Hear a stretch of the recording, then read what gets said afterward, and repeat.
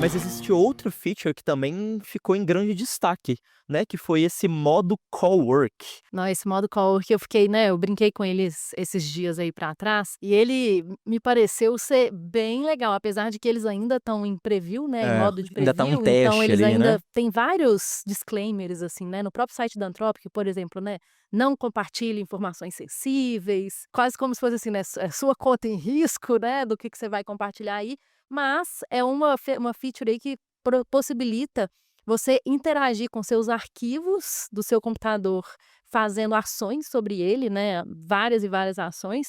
Tem a própria extensão do Chrome, que você consegue interagir com sites e gravar skills sobre coisas que você quer fazer. É uma ferramenta que me pareceu muito boa, sabe, assim, e cruzou um limite que a gente ainda não tinha visto tanto, que é realmente de ações para fora do mundo do desenvolvimento, em coisas do dia a dia mesmo, né, e realmente ações, né. O que que você acha, Breno? O que que você acha, Michael?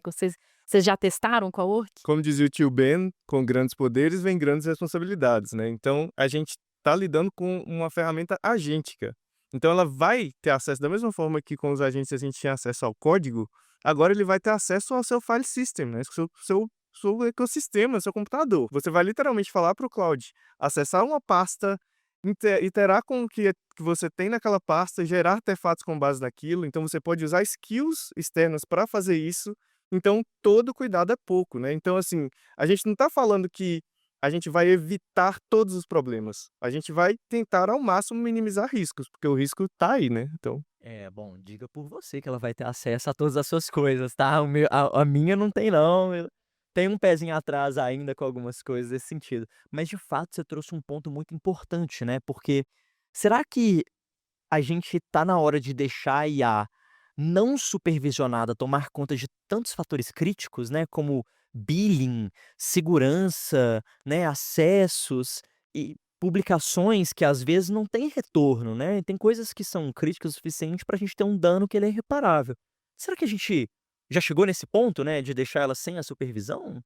Ainda mais sabendo que esse modo cowork tá em teste, É, né. eu fico bem com uns 10 pés atrás, né, assim, justamente por ele ainda estar em preview, né, assim, eu não colocaria mesmo nada que é muito sensível lá não, mas quando tiver uma versão com disponibilidade geral, aí eu acho que é ler, a mesma coisa que a gente sempre faz, né, Dantas, ler os termos, entender melhor, mas de fato, ter acesso indiscriminado parece sempre, de qualquer forma, sempre parece muito. Mas a gente precisa falar de um elefante na sala aqui, que é o ciclo de expiração dos tokens do Cloud Code. Poxa, esse daí é foda, né, a cada 5 horas, né, a gente tem as sessões ali, né, de 5 horas que você tem uma quantidade de tokens para você consumir. Para mim, assim, eu acho que esse modelo é muito bom, assim, melhor, por exemplo, que o modelo do cursor, que você tem uma quantidade por mês, você acaba no quinto dia, você se ferrou pro resto do mês, né. Mas, de fato, assim, quando você usa modelos mais óbvio, né, mais complexos, ele acaba esgotando muito rápido, né. Eu acho que esse é um jeito muito interessante de lidar com as limitações de tokens que todas essas ferramentas de IA têm,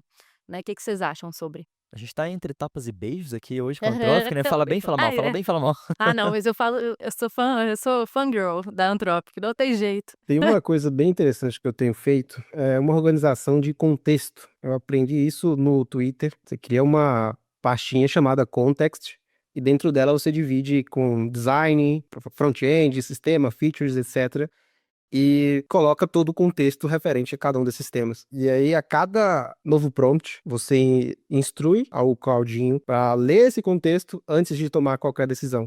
Isso tem feito com que os meus resultados sejam mais assertivos e eu percebi que eu estou gastando menos tokens, né? Então, fazer esse context engineering, que é um termo muito fancy, né, bem bonitinho para dizer organize as suas coisas, tem salvado bastante dos meus tokens aí. Eu acho que um ponto é saber alternar entre os modelos mesmo, assim, acho que é bem importante, você saber o que que vai exigir mais, né, quando que você vai usar um Ops, quando que você vai usar um Sonnet. E essa questão do Context Engineering é realmente muito importante, muito relevante também, ter esse controle de como que você vai usar. E tem algumas outras ferramentas também que ajudam, né, nesse controle de tokens, né? Assim, você consegue limitar esse uso. Mas as próprias skills que a gente estava falando aqui são formas também, né, de gerir bem esse contexto, porque para mim existem algumas dimensões quando a gente fala sobre utilização de IA, né? Para mim, a gestão de contexto, gestão de memória, que é isso que você está falando, né, Michael? Assim, a gente até falou isso no episódio de engenharia de contexto aqui também, né, de Context Engineering, que é como que eu mantenho um contexto fisicamente escrito, né, em alguns arquivos MDs, justamente para que o meu modelo, né, a minha ferramenta não precise ficar gerenciando todo esse contexto o tempo inteiro. Então, ele quase que consegue descarregar, né, a memória dele em arquivos físicos e depois, quando ele precisa, ele vai lá e pega aquele contexto e retorna para a sua própria memória. Então, eu acho que é uma técnica, né, muito importante, né, de ser feita. Outra que eu acho é a própria parte de skills, de templates, que também tem tudo a ver com isso, né, com o contexto e o que eu coloco no contexto, o que eu não coloco. Os MCPs eu acho que também são bem importantes e como que a gente configura eles para serem acessados justamente sob demanda, para eu também não ter agentes que não tem nada a ver, por exemplo, com Azure DevOps, com aquela habilidade, com aquela tool de Azure DevOps danificando, né, poluindo o contexto dele. Então, eu saber gerenciar